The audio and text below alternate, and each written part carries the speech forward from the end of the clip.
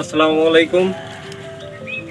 আমরা এখন আসলাম সুন্দরবন সিদ্দিকিয়া দাখিল মাদ্রাসার পাশে দুইটা নিম গাছ আছে। এই নিম গাছের এখানে কিছু বীজ পড়ছিল, সেই বীজগুলো সংগ্রহ করার জন্য আসছি। সকালবেলা এক জায়গায় আমরা এই ছোট বাহিনী নিয়ে বীজ সংগ্রহ করেছি।